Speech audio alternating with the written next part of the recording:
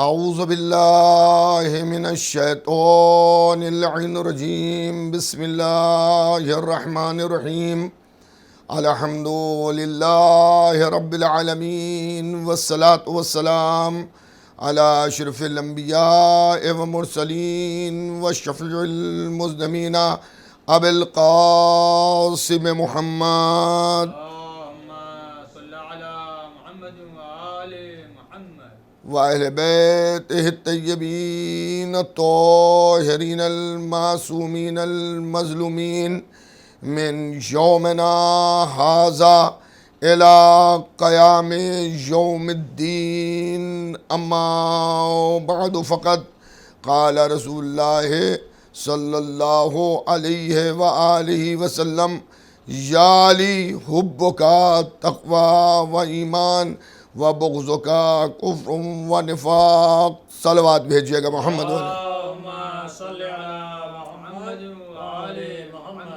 حضرات.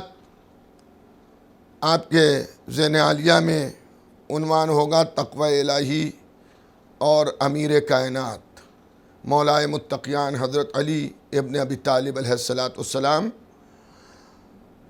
پیغمبر اسلام کی اس حدیث میں نبی کریم ارشاد فرما رہے ہیں کہ یا علی حبک تقوی و ایمان.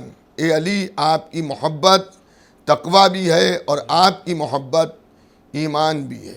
اور خالی اتنا ہی نہیں کہ آپ کی محبت تقوی اور ایمان بلکہ آپ سے عداوت رکھنے والا کافر بھی ہے اور منافق بھی ہے. عزیزان گرامی، مولائے متقیان حضرت علی ابن ابی طالب کی ذات وہ ذات ہے کہ اگر آپ میدان تقوی میں علی کو دیکھیں تو علی ابن ابی طالب سے بڑھ کے کوئی متقی نظر نہیں آئے گا. تقوی کا تعارف کرانے والا، تقوی کو لوگوں تک پہنچانے والے، تقوی کی شرح کرنے والے، تقوی کو سمجھانے والے، عملی زندگی میں تقوی کی باتیں کرنا اور ہیں مگر متقی بن کر دکھانا یہ اور ہے. ایک صلوات اور بھیج دیجئے. تو عزیزان گرامی، برادران ایمانی، محبان اہل بیت پیغمبر، مولا علی نے تقوی کو اس طرح سے اپنایا اور تقوی اس طرح سے پیش کیا کہ اللہ نے اپنے رسول کو حکم دیا کہ اب علی کی محبت کو تقوی کہہ دو. دنیا کا یہ پہلا متقی ہے، دنیا کا یہ پہلا متقی ہے کہ جس کی محبت کو اللہ نے تقوی قرار دے دیا. دنیا کے یہ پہلے مولا علی وہ شخص ہیں کہ جن کی محبت کو تقوی بھی بنایا اور ایمان بھی بنایا. اور جب ان کی محبت دل میں آ جائے گی تو انسان متقی بھی کہلائے گا، صاحب ایمان بھی کہلائے گا. عزیزان گرامی، برادران ایمانی، محبان اہل بیت پیغمبر، میں اس سلسلے میں اکثر ایک بات سوچا کرتا تھا کہ مولا علی کی محبت کو اللہ نے تقوی کہا، مولا علی کی محبت کو اللہ نے ایمان کہا، لیکن اس سے پہلے بھی اور بھی خاصان خدا آئے، انبیاء آئے، شہداء گزرے، صالحین آئے، اولیاء اللہ آئے، لیکن کسی کی محبت کے لیے نبی کریم نے ارشاد نہیں فرمایا کہ اس کی محبت تقوی ہے، اس کی محبت ایمان ہے. آدم نبی اللہ ہوئے مگر محبت تقوی نہ بن سکی.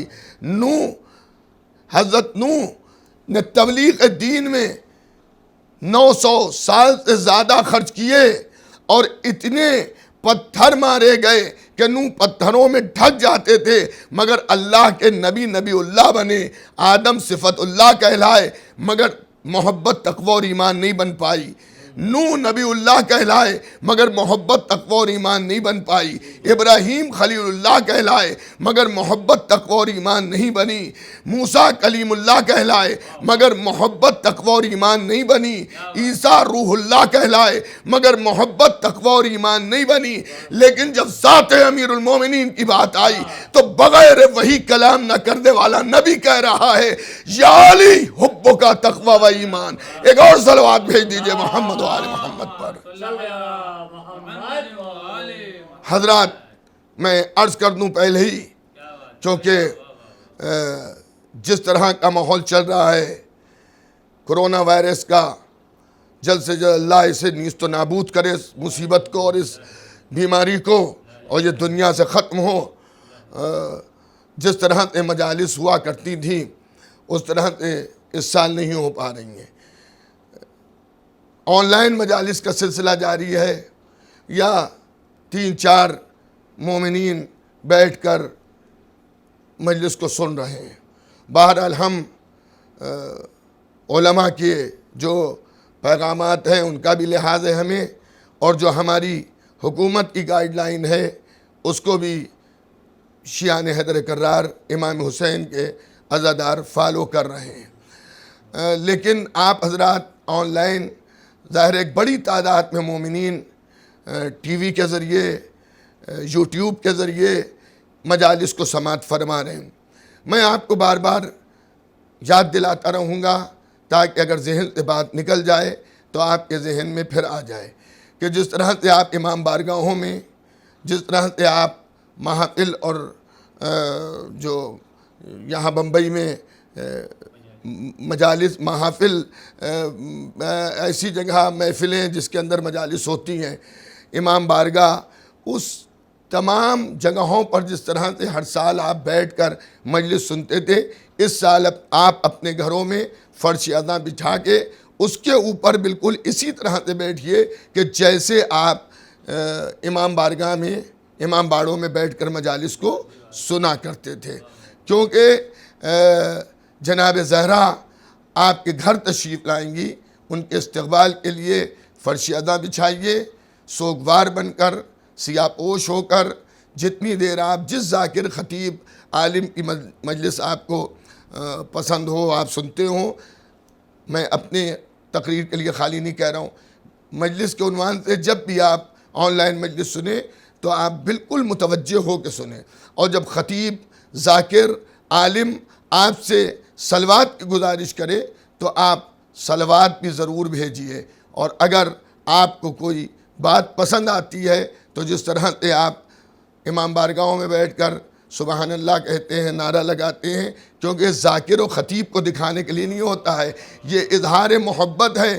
میں آپ کے نعرے کو نہیں سنوں گا، میں آپ کی سبحان اللہ کی آواز کو نہیں سنوں گا، لیکن جن کے لیے آپ خوش ہو رہے ہیں وہ آپ کے دلوں کے حالات سے واقف ہیں، اور یہ بہت ایک اب کیا کہا جائے، ایک موقع آپ کو ملا ہے کہ آپ اپنے گھروں میں اپنے بچوں کو تربیت دیجئے ادائے امام حسین کی اور فرش اذاں پر بیٹھنے کی۔ تو میری گزارش ہے جب بھی آن لائن آپ مجلس سنیں، جب خطیب صلوات کی گزارش کریں آپ صلوات بھیجیے، بات اچھی لگے آپ سبحان اللہ کہیے، کیونکہ سبحان اللہ کہنے سے بھی یہ ایک عبادت ہے، اللہ اس سے خوش ہوتا ہے۔ تو عزیزان گرامی، مجلسوں کو آپ سنیے، ہمیشہ ایسے حالات نہیں رہیں گے، یہ ہمارا اور آپ کا ایک امتحان ہے۔ بہرحال انشاءاللہ امام حسین کے عزادار اس امتحان میں کامیاب ہوں گے، اور میں پھر عرض کر دوں، عزائے حسین نہ رکی ہے نہ اسے کوئی روک سکتا ہے، انداز بدل سکتا ہے، مگر غم حسین ہمارے دلوں سے نہیں نکل سکتا ہے۔ عزیزان گرامی، ہم تو اپنی قبروں میں امام حسین کی عزاداری کو لے کے جائیں گے۔ امام حسین کے عزا خانے ہمارے دلوں میں سجے ہیں، گھروں کے عزا خانے 2.25 مہینے بعد بڑھا دیے جاتے ہیں، لیکن ہمارے دلوں کے عزا خانے صبح قیامت تک کھلے رہیں گے، جب تک کہ ہماری ملاقات روز محشر سرکار شہادت حضرت امام حسین سے نہیں ہو جائے گی، اور ہم سامنے آمنے کھڑے ہو کر اپنے آقا اور مولا کو تعزیت نہیں پیش کر دیں گے۔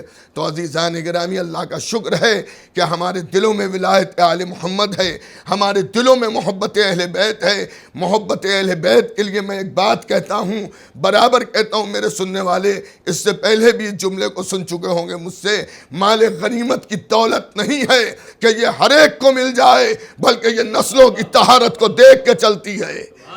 آپ فضائل اہل بیت کو سن کے جو خوش ہوتے ہیں، سبحان اللہ جو کہتے ہیں، واہ واہ کہتے ہیں، نعرہ لگاتے ہیں، یہ عزیزان گرامی، برادران ایمانی، آپ مولا علی پر احسان نہیں کر رہے، آپ اپنی ماں کی طہارت کی گواہی دے رہے ہیں۔ چلیے ایک چیز کا ازالہ اور ہوا، ایک طبقہ ایسا ہے جو یہ کہتا ہے فضائل پڑھنے والے خطیبوں کے بارے میں، جو فضائل پڑھتے ہیں، مناظرہ جو پڑھتے ہیں، ان کے لیے یہ کہا جاتا ہے کہ یہ نعروں کے لیے پڑھتے ہیں، یہ سبحان اللہ کے لیے پڑھتے ہیں، یہ اپنی تعریف کے لیے کرتے ہیں۔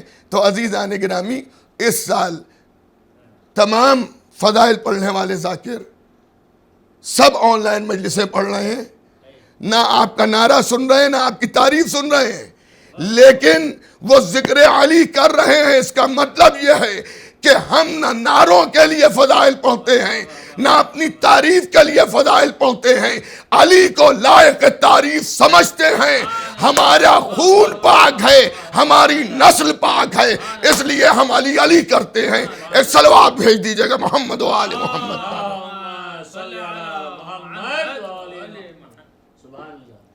تو عزیزان گرامی، یہ بھی ذکر اہل بیت کو روکنے کا ایک وہ ہے طریقہ کہ صاحب فضائل کب تک کے فضائل سنیں؟ صبح مجلس سنی اس میں فضائل، شام مجلس سنی اس میں فضائل، دوپہر مجلس سنی اس میں فضائل۔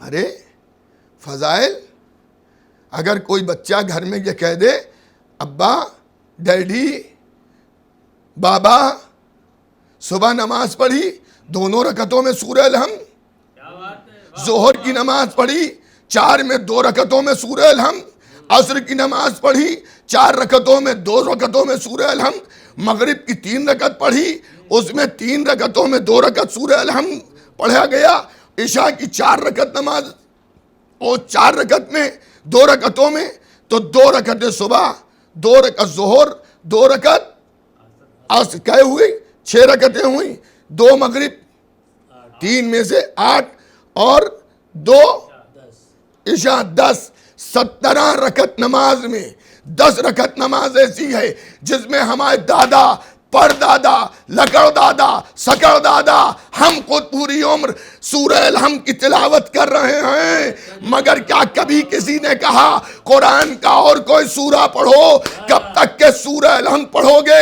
جواب ایک ہی ملے گا کہ اگر سورہ الحمد چھوڑ دیا تو نماز اللہ قبول نہیں کرے گا، اگر مجلس میں فضائل علی چھوڑ دیے تو پھر مجلس کا کوئی فائدہ نہ ملے گا۔ ایک صلوات اور بھیج دیجئے محمد و آل محمد پر۔ تو عزیزان گرامی، برادران ایمانی، محبان اہل بیت پیغمبر، عزاداران امام مظلوم کربلا، ذکر فضائل اہل بیت پر کبھی کمنٹس نہ پاس کیجئے کہ فضائل پڑھنے سے کیا فائدہ، فضائل سے۔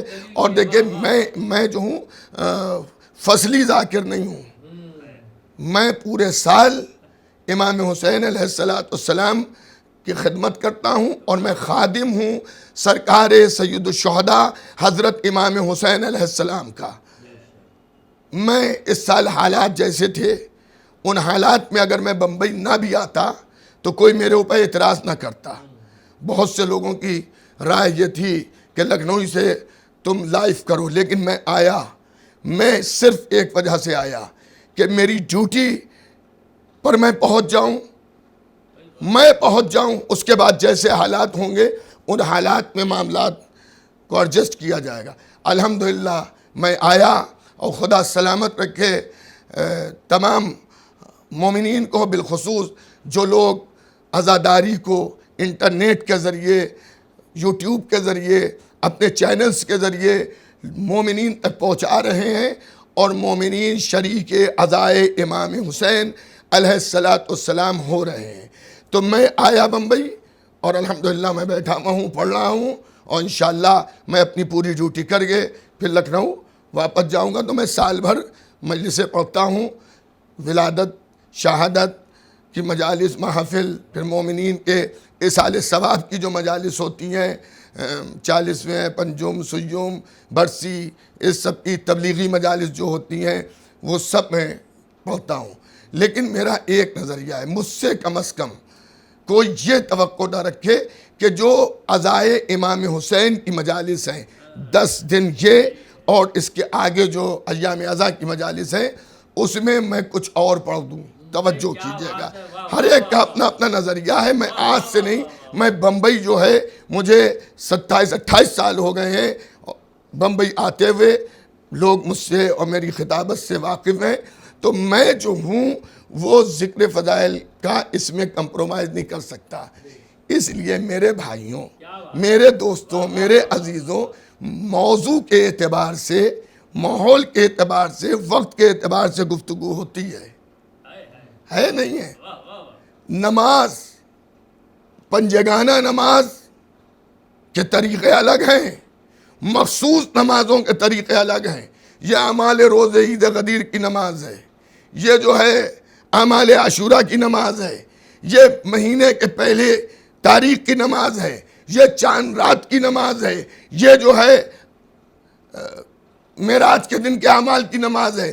تو ہر نماز میں 11 واجبات ہوں گے، لیکن تھوڑی سی تبدیلی یہ ہوگی کہ بہتر یہ ہے کہ سورہ الحمد کے بعد 25 مرتبہ مثلاً آپ سورہ توحید پڑھیے، 25 مرتبہ آپ سورہ انا انزلنا پڑھیے، 25 مرتبہ آپ آیت الکرسی پڑھیے۔ اس طرح سے نمازوں کے طریقے ہیں، الگ الگ سوروں کو بتایا گیا ہے کہ یہ سورہ پڑھیے، وہ سورہ پڑھیے، وہ سورہ پڑھیے۔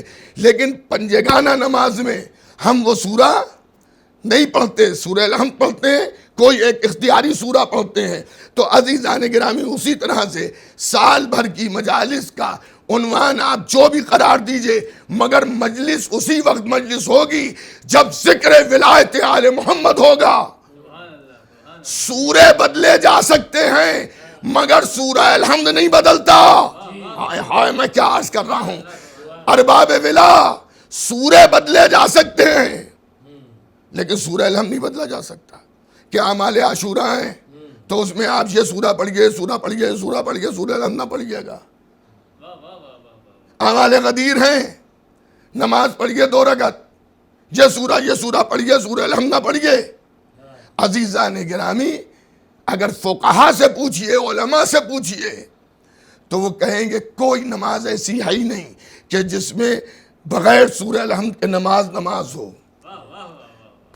حد یہ ہے کہ 1 رکعت نماز وتر ہے، اس کے آپ کو بہت سے طریقے ملیں گے، لیکن سورہ الحمد اس میں بھی پڑھنا ہے۔ ہو سکتا ہے میرے سننے والوں میں کوئی یہ کہہ بیٹھے کہ ایک نماز ہے جس میں سورہ الحمد نہیں ہے، تو وہ کون سی نماز؟ کا نماز میت۔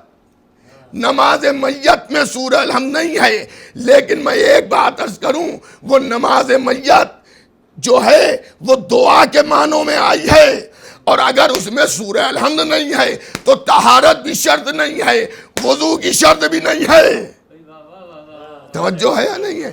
میت کی نماز میں اسے نماز کہا جاتا ہے، وہ صلاۃ میت جو ہے وہ مردے کے حق میں دعا ہے۔ تو بغیر سورہ الحمد کے نماز مکمل نہیں ہے، ناقص ہے نماز۔ 11 واجبات آپ سب کر ڈالیے، 5 رکن نماز بھی ادا کر دیجئے، لیکن اگر آپ نے سورہ الحمد کی تلاوت نہیں کی تو گئی نماز گئی۔ اب نماز نہیں ہے، سورہ الحمد کے بغیر نماز نہیں، اور ولایت آل محمد کے بغیر تقوی نہیں، عبادت نہیں۔ اللہ کی راہ میں کچھ بھی کر ڈالیے۔ صادق آل محمد امام جعفر صادق علیہ السلام فرماتے ہیں کہ اگر کوئی شخص اتنا طویل سجدہ کرے، اتنی دیر تک سجدہ کرے کہ اس کا سر اس کے تن سے جدا ہو جائے، لیکن اگر میری ولایت نہیں ہے، اگر میری محبت نہیں ہے، اگر میری چاہت نہیں ہے، تو اس کا وہ سجدہ اس کے کام نہیں آئے گا۔ ولایت کو شرط قرار دیا۔ اب جسے ہم ولی مانتے ہیں، جس کی ہم ولایت کے قائل ہیں، ہم نے جسے ولی مانا، اب جو وہ کہے وہ ہمارے نفسوں پر اولا بالتصرف ہے۔ اب ہمیں اپنے دل سے کام نہیں کرنا ہے کہ جو ہمارا دل چاہ رہا ہے وہ ہم کریں، نہیں، جو ہمارا دل چاہ رہا ہے پہلے ہم ان کی چاہت کو دیکھیں کہ وہ کیا چاہ رہے ہیں۔ اگر وہ نہیں چاہ رہے ہیں تو ہمیں نہیں کرنا ہے، اور اگر وہ چاہ رہے ہیں تو ہمیں اسے کرنا ہے، چاہے ہمارا دل چاہے یا نہ چاہے۔ یہ ہے کہ ہم نے انہیں اپنا ولی مانا، یہ ہے حق ولایت۔ اللہ کا شکر ہے، محبان اہل بیت، عزاداران امام مظلوم کربلا، آل محمد کو اگر اپنا ولی مانتے ہیں تو ان کے کہے کو بھی مانتے ہیں۔ اور دیکھیں ایک بات میں عرض کر دوں، 100% ریزلٹ تو کبھی نہیں آیا، دور پیغمبر میں نہیں آیا، مولا علی کے زمانے میں نہیں آیا، امام حسن امام حسین کے زمانے میں نہیں آیا، 100 کے 100 تو کبھی نہیں صحیح ہوئے، تو آج غیبت کبریٰ میں کہاں 100 کے 100 صحیح ہو جائیں گے؟ ہاں ایک زمانہ آئے گا، ایک زمانہ آئے گا جب 100 کے 100 صحیح ہوں گے، اس کے انتظار میں ہم بھی ہیں، اس کے انتظار میں آپ بھی ہیں۔ وہ زمانہ کب آئے گا کہ جب 100 کے 100 صحیح ہوں گے؟ وہ زمانہ وہ ہوگا جب قائم آل محمد کا ظہور ہوگا۔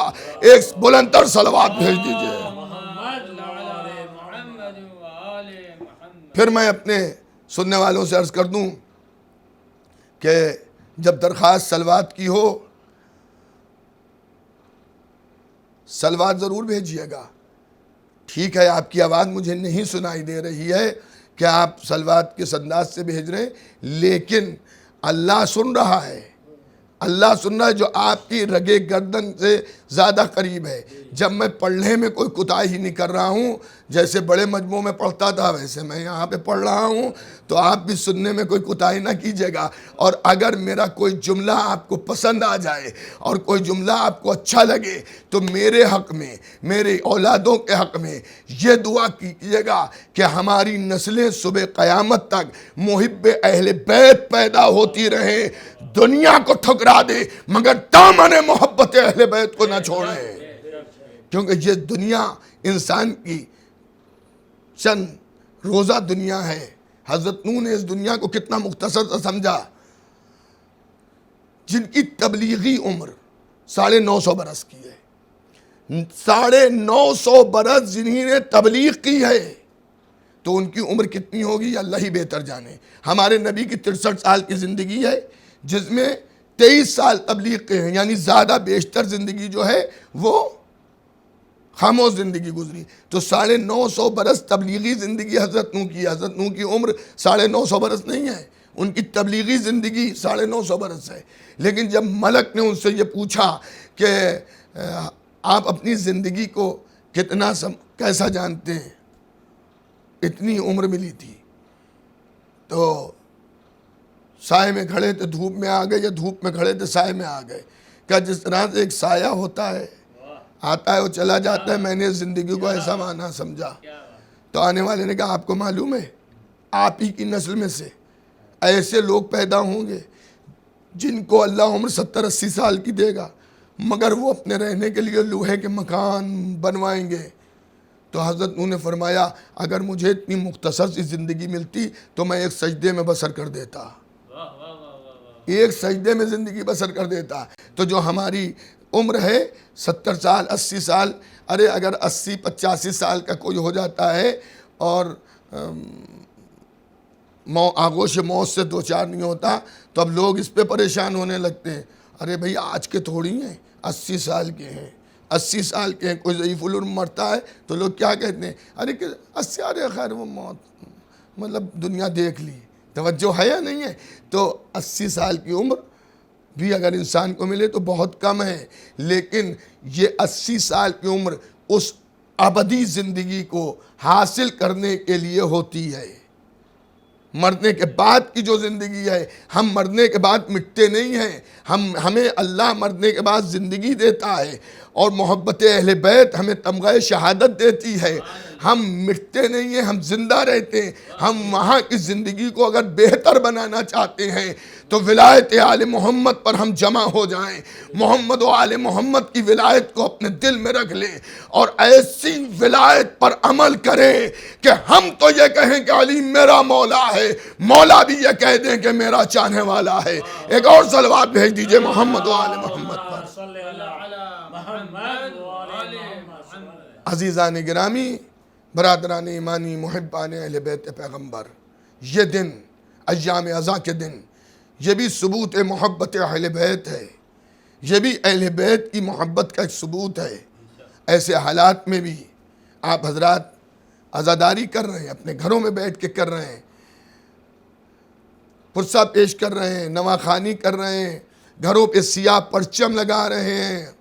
اور میں تو سبھی آپ حضرات سے گزارش کروں گا کہ اگر آپ کے امکان میں ہو، دیکھیں اسلام زبردستی نہیں کرتا اور آپ کے کاندھوں پر بوجھ اتنا نہیں ڈالتا ہے کہ جسے آپ برداشت نہ کر پائیں۔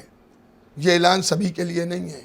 جو امکان رکھتے ہیں وہ اپنے گھر پر سیاہ پرچم لگائیں، دروازے پر ایک سیاہ کپڑا باندھ دیں، تاکہ محسوس ہو کہ ہم غمگین ہیں، ہم عزادار ہیں، ہم امام حسین کے ماتمدار ہیں، اور ہمیں اس کا بہت بڑا سجمہ ہے۔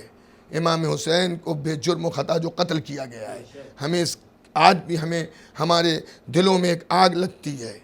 دیکھیے عید آئی، ہم میں وہ بے چینی نہیں ہوئی، لیکن جب محرم کا چاند نمودار ہوا تو ہمارے قلوب رونے لگے، بے چینیاں ہمیں پیدا ہونے لگی۔ ایک دوسرے سے تڑپ تڑپ کے پوچھ رہا ہے کہ کیا ہوگا، کس طرح سے ہوگا، مجلسیں ہوں گی نہیں ہوں گی، جلوس اٹھیں گے نہیں اٹھیں گے۔ ہم آپ ایک دوسرے سے سوالات کر رہے تھے۔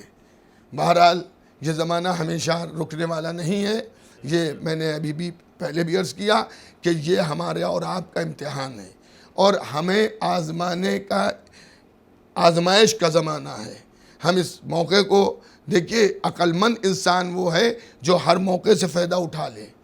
اس وقت آپ بہترین تربیت اپنے بچوں کو عزائے اہل بیت کی دے سکتے ہیں۔ بچوں کو سلیقہ ازاں سکھائیے اور آداب عزائے حسین سکھائیے، اور اسی کے ساتھ ساتھ اپنی ڈسکوری بھی کیجئے کہ کہیں سزا کے طور پہ تو ہمیں یہ اس مصیبت کا سامنا نہیں کرنا پڑ رہا ہے کہ کل ہمیں سبیل کی چائے ملی، اچھی نہیں لگی، ہم نے وہیں پہ یوں ڈال دی۔ تبرک امام حسین پھینکنے کی چیز نہیں ہے۔ مجلس امام حسین میں بیٹھنے کا ایک سلیقہ، ایک طریقہ ہے، آداب مجلس ہیں۔ معاف کیجیے گا، بہت سے لوگ آداب مجلس اور محفل سے غافل ہو گئے ہیں۔ مثلا مجلس ہو رہی ہے، ہم ویڈیو کالنگ کر رہے ہیں، ہم چیٹ کر رہے ہیں، یہ تہذیب مجلس کے خلاف ہے۔ یہ تہذیب مجلس کے خلاف ہے۔ پابرہنہ روز عاشور چلنا ہے۔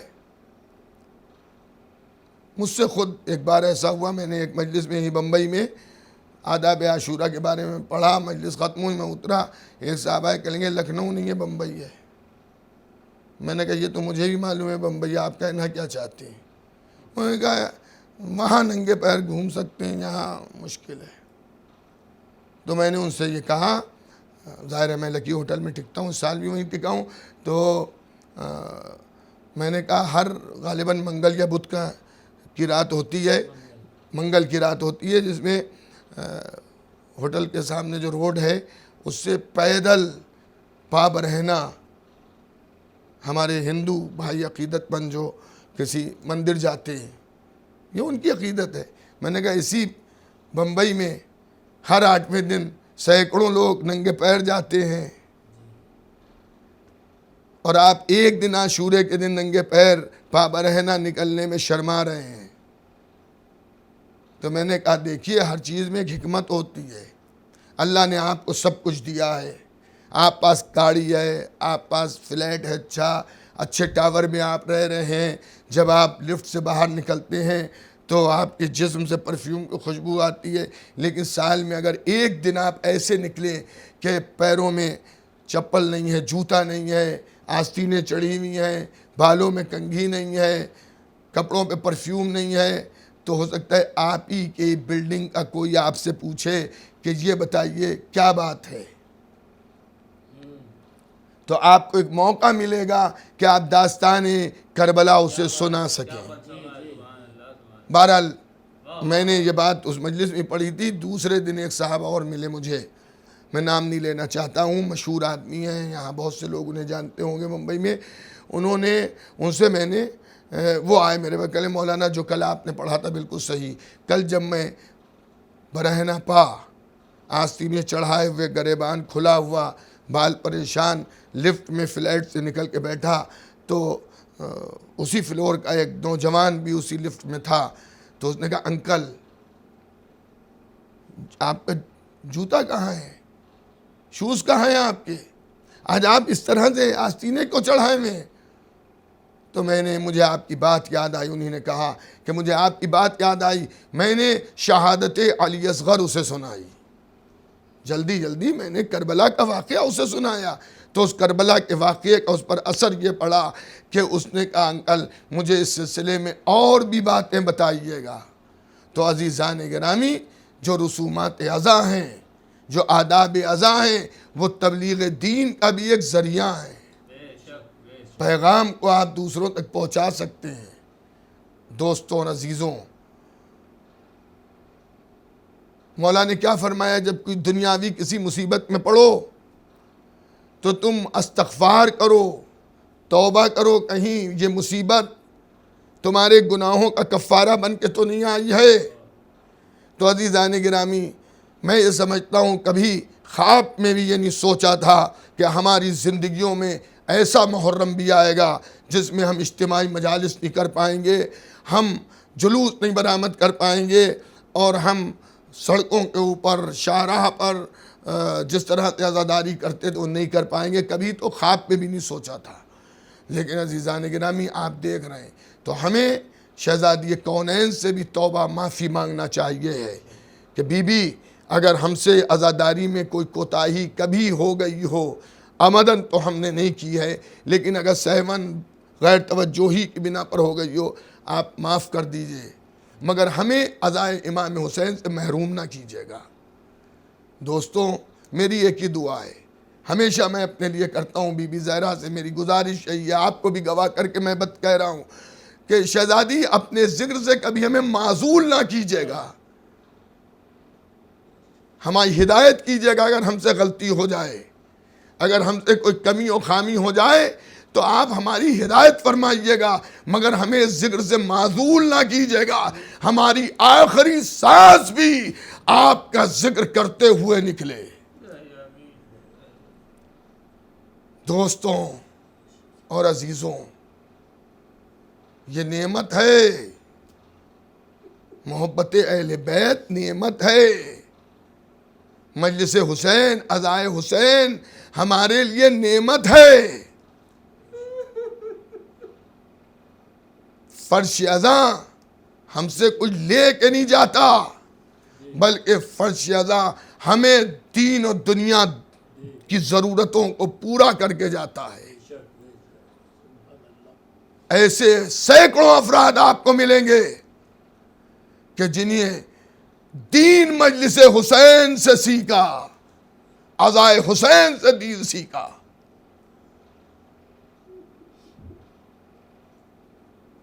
ایسے بہت سے آپ کو ملیں گے کہ جو گنہگار تھے, مجلس امام حسین کے صدقے میں گناہوں سے پاک ہوئے.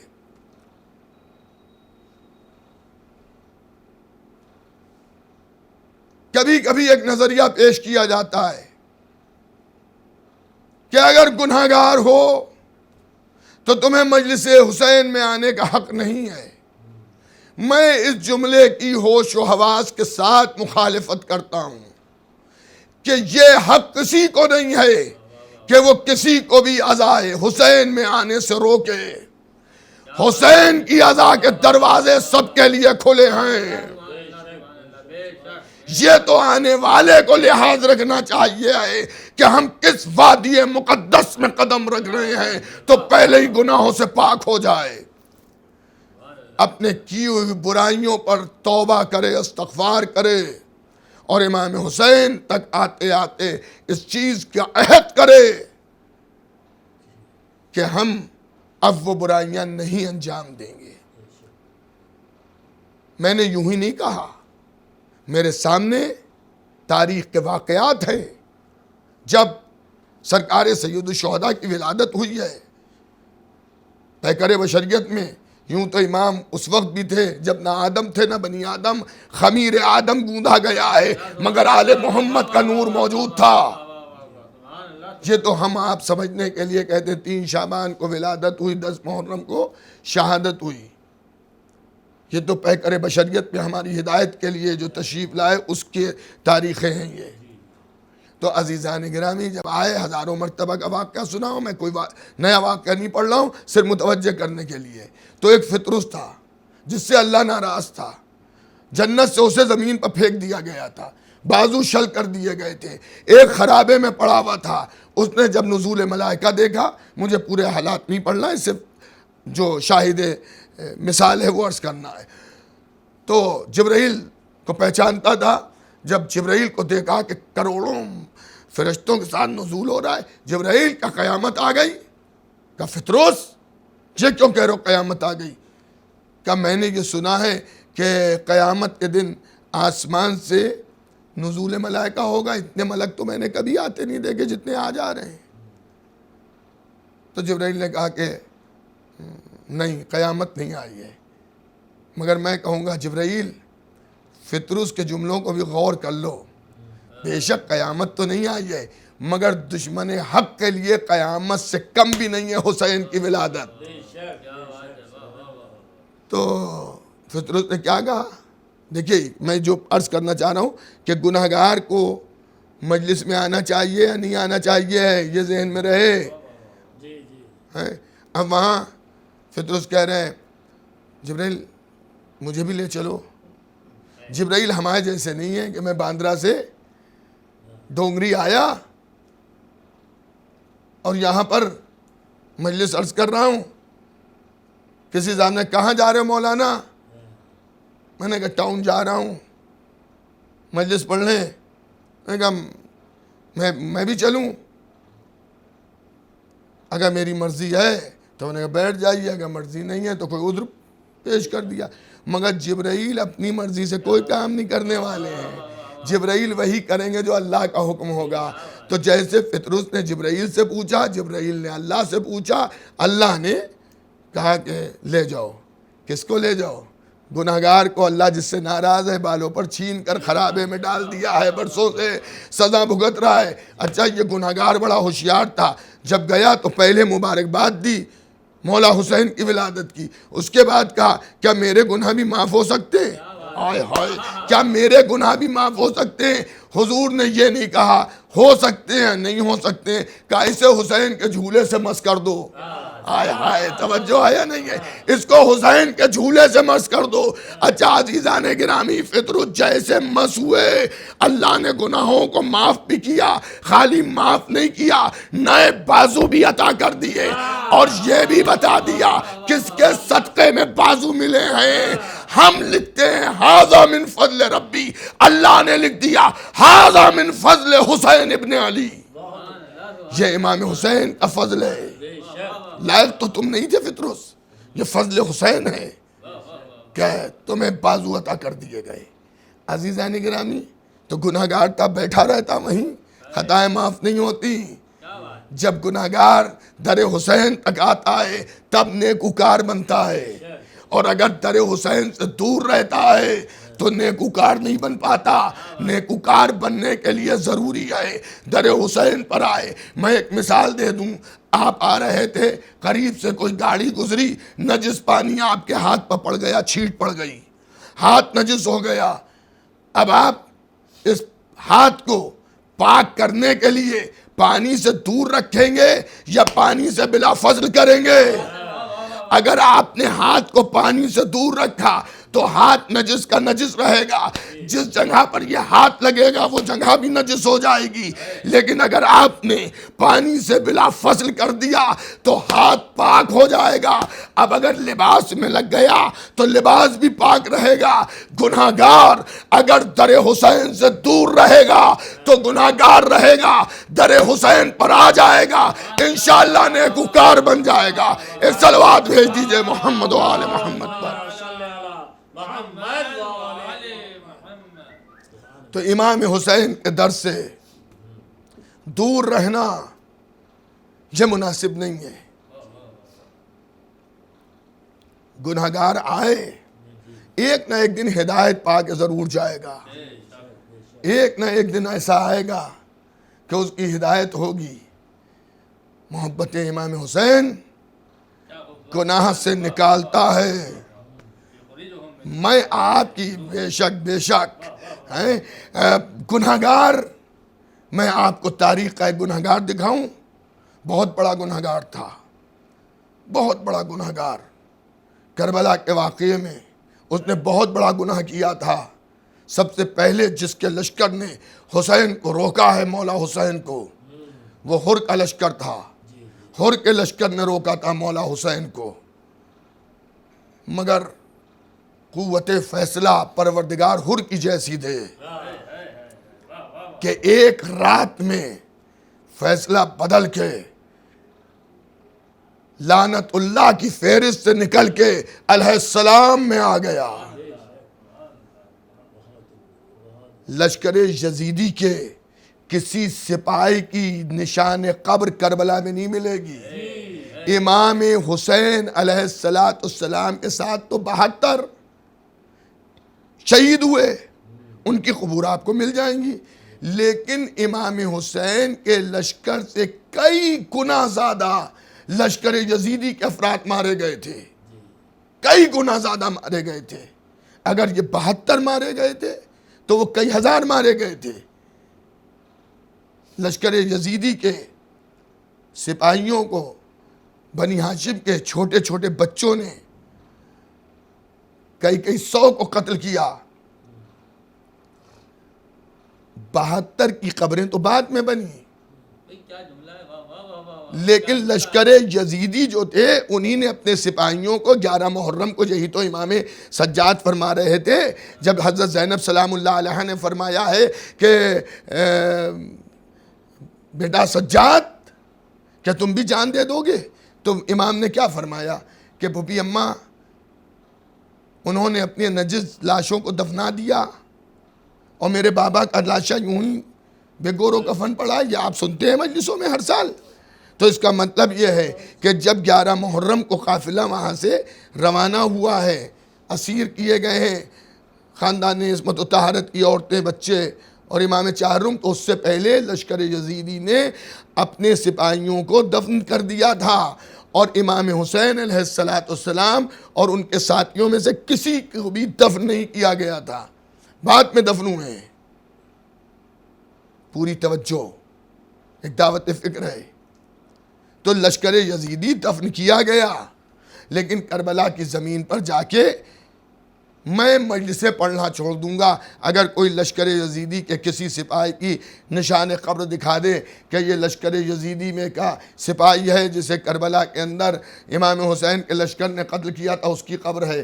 لشکر یزیدی کے کسی سپاہی کی قبر آپ کو نہیں ملے گی, لیکن ہاں ایک ارادہ بدلنے والا جو لشکر یزیدی کا ایک سپاہی تھا, بہت بہادر سپاہی تھا, لوگ جانتے تھے اس سپاہی کو, اس کے بازوؤں پر لشکر یزیدی جو ہے ناز کرتا تھا. شب عاشور حضرت حر سے لشکر یزیدی کا ایک شخص کہہ رہا ہے کہ اگر مجھ سے کوئی پوچھتا کہ یزید کے لشکر میں, اس 3 لاکھ سے زیادہ کے لشکر میں سب سے زیادہ بہادر کون ہے, سب سے زیادہ شجاع کون ہے, سب سے زیادہ طاقتور کون ہے, سب سے زیادہ ہمتی کون ہے, میں حر تیرا نام لیتا. لیکن آج تیرا اضطراب کیسا ہے, آج تیری بے چینی کیسی ہے. یہ ایک ارادے کی تبدیلی نے اس لشکر یزیدی کا فرد, اس لشکر یزیدی کا فرد کہ جس کے سینکڑوں ہزاروں لاشیں کربلا میں دفن ہوئے مگر کہیں نشان قبر نہیں ہے, لیکن حر حسین پاس آ گیا اور حسین نے اسے معاف کر دیا. تو آج حر کا مزار ہے, حر کی ذریعہ ہے. جو امام حسین کو سلام کرنے جاتا ہے وہ حضرت حر کو سلام کرنے بھی جاتا ہے, حضرت حر کو سلام کرنے بھی جاتا ہے. اور یہ بھی مشیت پروردگار تھی. اگر حر بھی گنج شہیدہ میں دفن ہو گئے ہوتے تو ہو سکتا ہے حر کو اس طرح سے لوگ نہ یاد کرتے. حسین نے کہا میرے در کا معاف کیا ہوا ہے تو روزہ بھی الگ بنے گا, میرے در کا ہے معاف کیا ہوا. کربلا میں چنی روزے ایسے ہیں جو الگ ہیں, ورنہ شہدائے کربلا گنج شہیدہ میں دفن ہیں. حضرت علی اکبر مولا حسین کے پیتی دفن ہیں. امام مولا علی کے پوتے امام حسین کے سب سے چھوٹے فرزند حضرت علی اصغر مولا حسین کے پہلو یا سینے پر دفن ہیں. صرف حبیب ابن مظاہر اور باب الحوائج مولا ابوالفضل عباس حضرت حر, ان کی نشان قبر الگ الگ ہیں. حبیب گھر کا نہیں تھا, بچپن کا دوست تھا, لیکن میدان کربلا میں ایک فیصلہ کن جواب دیا تھا. جب امام نے کہا حبیب ان سے کہہ دو وقت نماز ہے، تم بھی نماز پڑھو ہم بھی نماز پڑھیں. ادھر سے گستاخی کی گئی. گستاخی میں کیا کہا تھا؟ یہ کہا کہ تمہاری نماز پڑھنے سے فائدہ کیا ہے، نماز تو ہمیں قبول ہوگی. حبیب کو جملہ ناگوار گزرا. کہا مولا نماز اب بعد میں پڑھیں گے، پہلے اجازت دیجئے اس کا جواب دوں جا کے. فقیہ کہا، فقیہ آل محمد ہے حبیب. حسین نے فقیہ کہا تو آج بھی دربان کی حیثیت سے قبر بنی ہوئی ہے. یا علمدار لشکر باب الحوائج، امام باب الحوائج مولا ابوالفضل عباس کا روضہ الگ ہے، یا حر ابن ریاحی کا روضہ الگ ہے. عزیزان گرامی، میرے کہنے کا مطلب یہ ہے کہ در حسین پر آئے گنہگار، حسین اس کی خطاؤں کو معاف کریں گے، حسین اس کی غلطیوں کو معاف کریں گے. حسین ابن علی کی سرکار بہت بڑی سرکار ہے، مگر سر جھکا کے آؤ. اتنا بڑا گنہگار، ایسا گنہگار کہ جس نے لجام فرض حسینی پر ہاتھ ڈالا، لیکن جب صبح عاشور ہاتھوں کو چوڑ کے آیا اور کہا مولا کیا میری غلطیاں بھی معاف ہو سکتی ہیں، تو حسین ابن علی نے کہا حر تیری ماں نے تیرا نام کیا خوب حر رکھا ہے، تو دنیا میں بھی آزاد ہے آخرت میں بھی آزاد ہے. دوستوں حسین کریم ہے، کریم ہے حسین. یہی وجہ ہے کہ ساری دنیا امام حسین کو مانتی ہے، ساری دنیا امام حسین کو مانتی ہے. میں ہیوسٹن گیا تو وہاں ایک کیتھلک آیا اذا خانے میں، اس نے تقریر کی، بڑی اچھی تقریر کی، لوگوں نے بڑی تعریف کی. مجھ سے کسی نے پوچھا آپ جانتے ہیں کون ہے؟ میں نے کہا مجھے نہیں علم.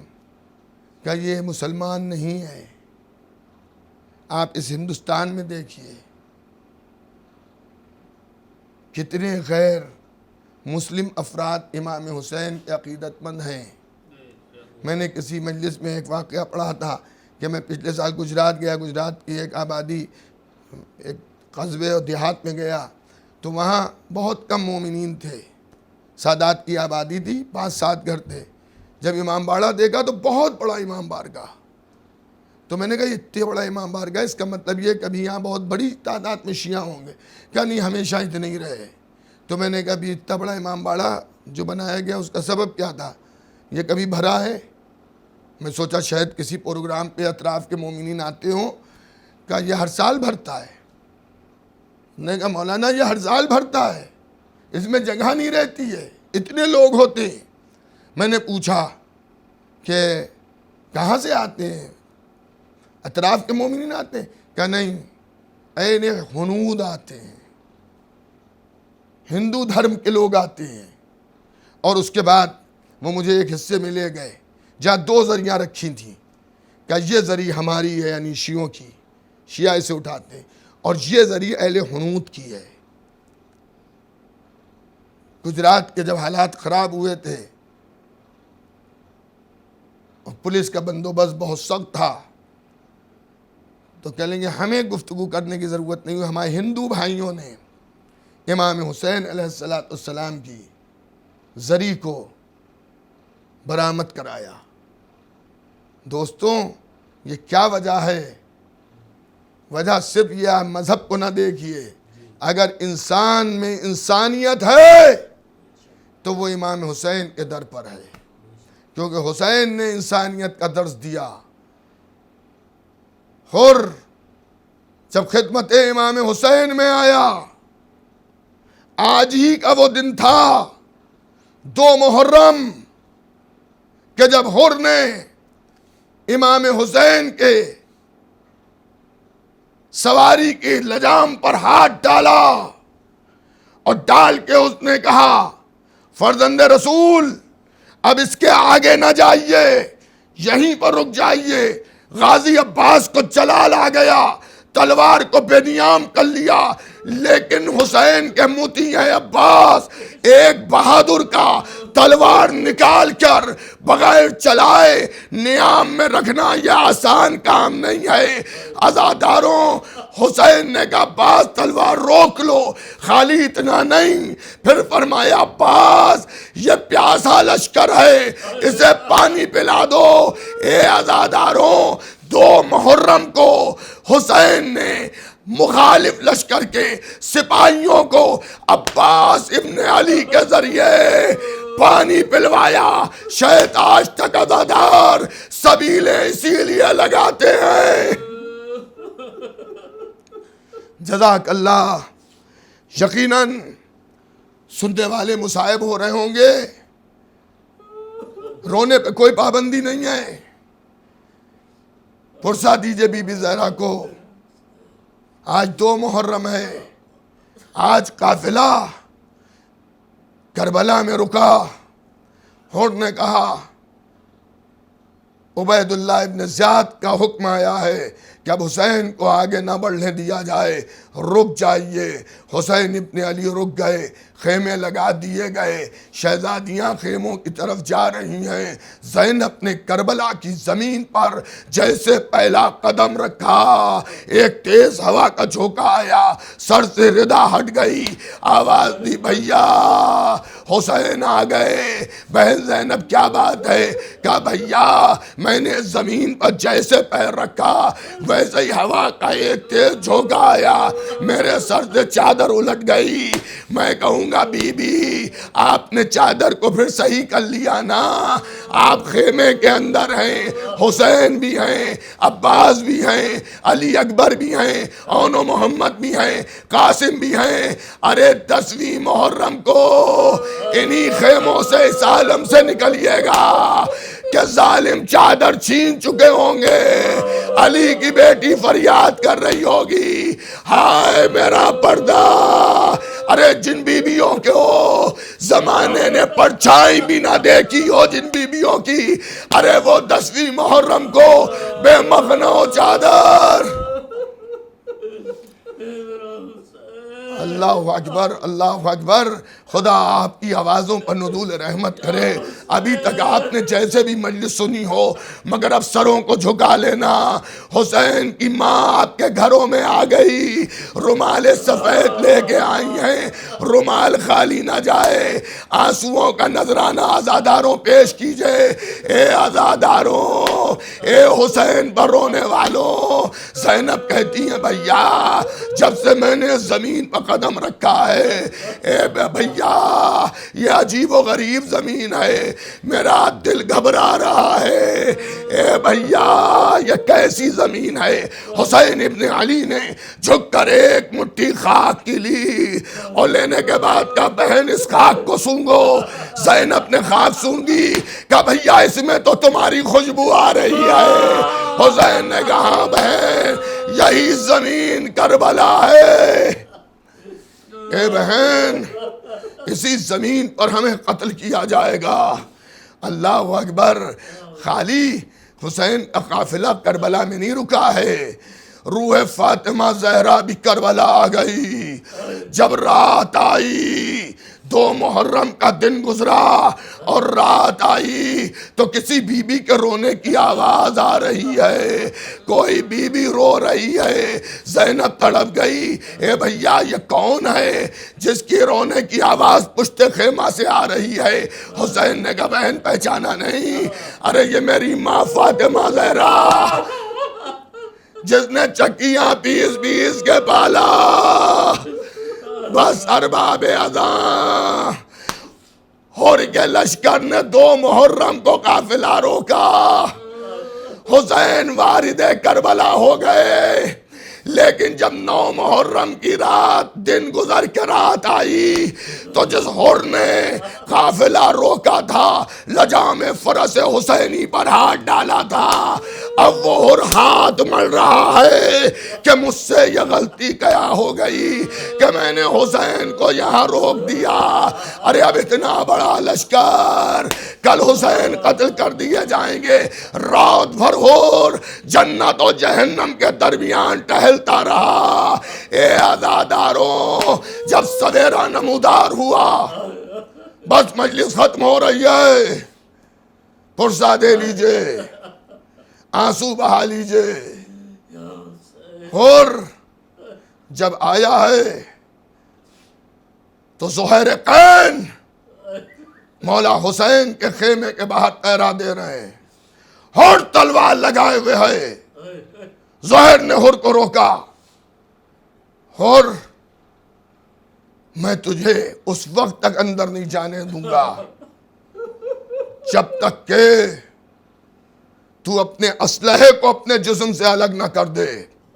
بس ختم ہو گئی مجلس، دے لیے پرسہ، کر لیجئے ماتم۔ بی بی زہرا آپ کے گھروں میں آ گئی ہیں، سروں کو جھکا لیجئے، اگر رونا نہ آئے تو سر کو جھکا لیجئے۔ اے عزاداروں، اے عزاداروں، ذرا سنو۔ حر کہتا ہے، زہیر غلطی بھی مجھ سے ایسی ہوئی ہے کہ جو کہو گے وہ میں کروں گا، مگر مجھے آقا حسین تک جانے دو۔ مگر زہیر اتنا سمجھ لو، دنیا میں کسی ماں نے ایسا بچہ نہیں جنا ہے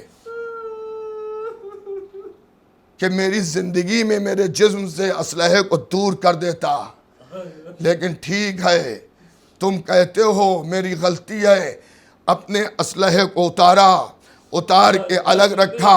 تو زہیر نے بھی اسے جواب دیا، اور یہ بھی سمجھ لے دنیا میں کسی ماں نے ایسا بچہ بھی نہیں جنا ہے کہ زہیر کی زندگی میں حسین کے پاس اسلحہ لے کے چلا جائے۔ یہ ہے صبح عاشور۔ ارے جس وقت زہیر کہہ رہے ہیں زہیر کی زندگی میں کوئی حسین کی طرف اسلحہ لے کے نہیں جا سکتا، ارے وہ عصر عاشور تھا کہ جب اکیلا حسین ہزاروں نیزے، ہزاروں تلواریں، ہزاروں تیر، زہیر مقتل میں سو رہے ہیں۔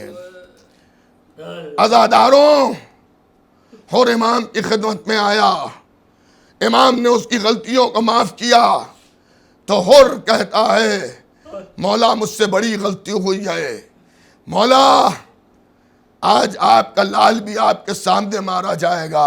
اے مولا میں یہ چاہتا ہوں کہ پہلے میرا بیٹا میرے سامنے مارا جائے۔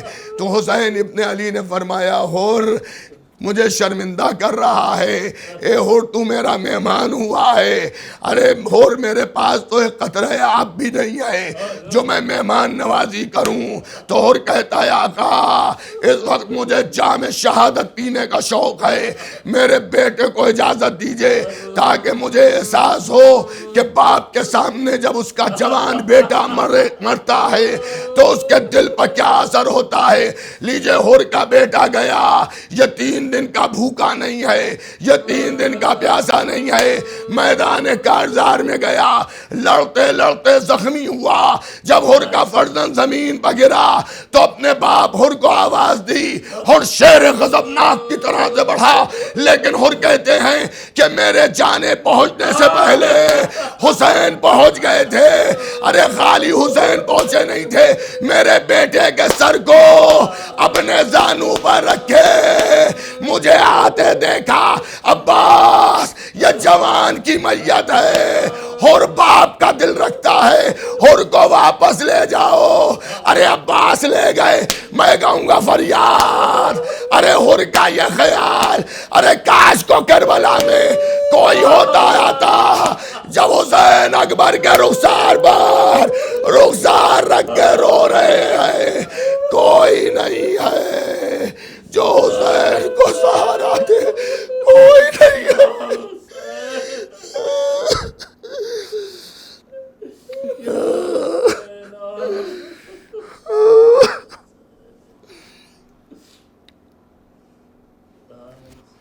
سَيَعْلَمُ الَّذِينَ ظَلَمُوا أَيَّ مُنْقَلِبٍ يَنْقَلِبُونَ اِنَّا لِلَّهِ وَإِنَّا إِلَيْهِ رَاجِعُونَ۔ پروردگارا ہم سب کی سزا کو قبول فرما، پروردگارا جلد سے جلد حالات سازگار ہوں، اور جس طرح سے ہم سب غم امام حسین میں مصروف ازاں رہتے تھے اسی طرح سے مصروف ازاں رہیں۔ پروردگارا ہمارے زمانے کے امام کے ظہور میں تعجیل فرما، ہم سب امام ولی عصر علیہ السلام کی بارگاہ میں سرکار شہادت حضرت امام حسین اور جملہ شہدائے کربلا و اسیران کربلا کا پرسہ پیش کرتے ہیں۔